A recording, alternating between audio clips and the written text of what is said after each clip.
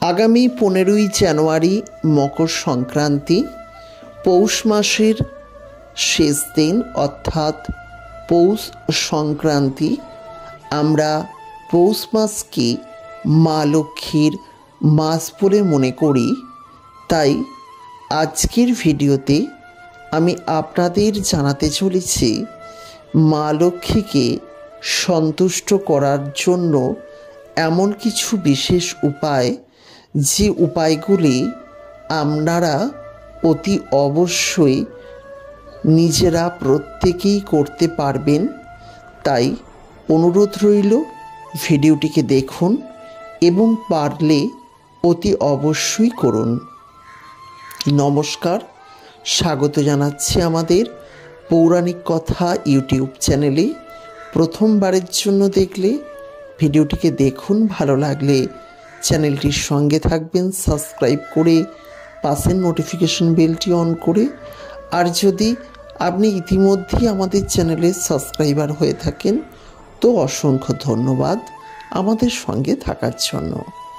মকর সংক্রান্তির সবথেকে উল্লেখযোগ্য উৎকৃষ্ট কাজ হলো স্নান করা।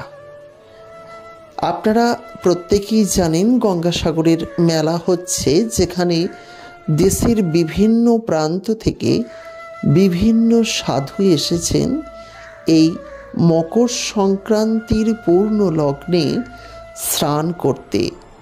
তাই আপনারা প্রত্যেকে স্নান করার চেষ্টা করুন গঙ্গা নদীতে। যদি সম্ভব না হয় তবে যে কোনো বড় নদীতে, নচেত বাড়িতে স্নান করেও মাথায় 3 ফোঁটা অন্তত গঙ্গা জল নিয়ে নেবেন। কারণ এই দিন, এই মকর সংক্রান্তির দিন গঙ্গা স্নানের দারুণ মাহাত্ম্য রয়েছে। আর এই মকর সংক্রান্তির দিন স্নান করলে জীবনে সুখ, শান্তি এবং সমৃদ্ধি লাভ হয়। আর এই দিন গঙ্গা নদী সাগরে মিশেছিল। বলা হয় এই দিন স্বর্গের দেবদেবীরা গঙ্গা স্নান করেন।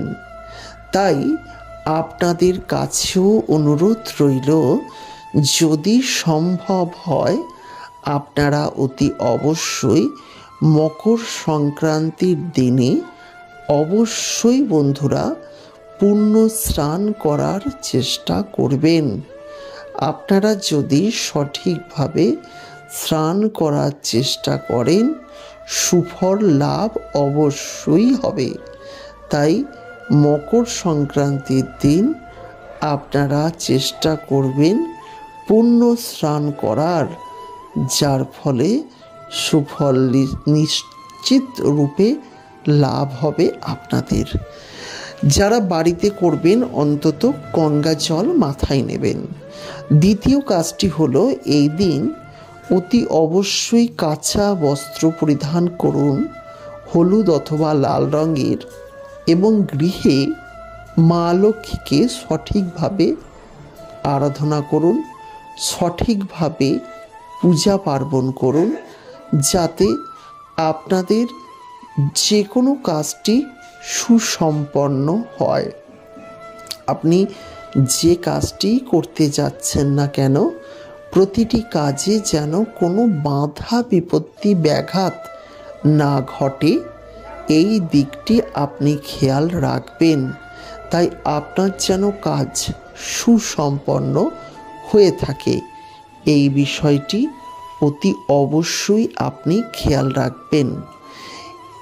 দান ধ্যান এই দিনে অত্যন্তই গুরুত্বপূর্ণ বিষয়।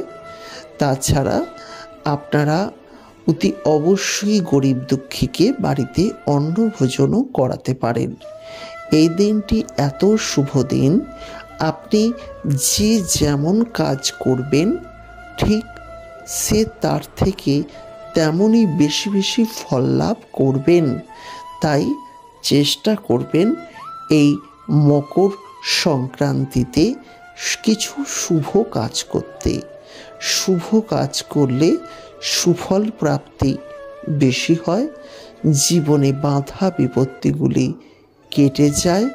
তাই চেষ্টা করুন শুভ কাজ করতে, যাতে সুফল লাভ আপনার জীবনে বেশি হয়ে থাকে। তাই প্রিয় বন্ধুরা, আপনারা অতি অবশ্যই মকর সংক্রান্তির দিনে এই ধরনের ছোট্ট ছোট্ট উপায়গুলি অবলম্বন করে মা লক্ষ্মীকে সন্তুষ্ট করুন। মা লক্ষ্মী যখনই সন্তুষ্ট হবেন, আপনার জীবনে যে কোনো প্রকারের সমস্যা সমাধান হয়ে যাবে। জীবনের সমস্যা থেকে মুক্তি লাভ, ব্যাধি থেকে মুক্তি লাভ, এই ধরনের ঘটনাগুলি আপনার কিন্তু ঘটবে। তাই অবশ্যই চেষ্টা করুন। আর আপনি যদি শুভ ফল পেতে চান, এই দিন অত্যন্ত পবিত্র যা যা মন্ত্র আছে, মন্ত্র পাঠ করুন। সুফল অবশ্যই লাভ হবে। জীবনে অনেক বাধা বিপত্তি কিন্তু হ্রাস পেয়ে যাবে। তাই আপনাদের কাছে অনুরোধ রইল, এই বিষয়টি একবার চেষ্টা করবেন। যে কোনো মন্ত্র উচ্চারণ করবেন, তাতেই ফল লাভ হবে আপনাদের। তাই চেষ্টা করবেন মন্ত্র উচ্চারণ করতে, যাতে আপনার জীবনে বাধা বিপত্তিগুলি দূর হয়ে যায়।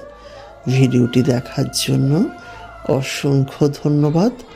ভালো লাগলে লাইক করবেন, পারলে শেয়ার করবেন এবং পরবর্তীকালে ভিডিও দেখার জন্য চ্যানেলটিকে সাবস্ক্রাইব করে পাশের নোটিফিকেশন বেলটি অন করে রাখতে একদম ভুলবেন না।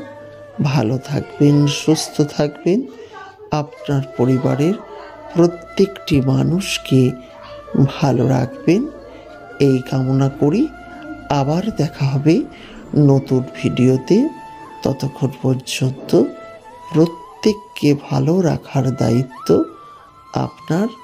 আর অতি অবশ্যই আমাদের চ্যানেলটিকেও লাইক করে দেবেন যদি ভালো লাগে। নমস্কার, দেখা হচ্ছে নতুন ভিডিওতে।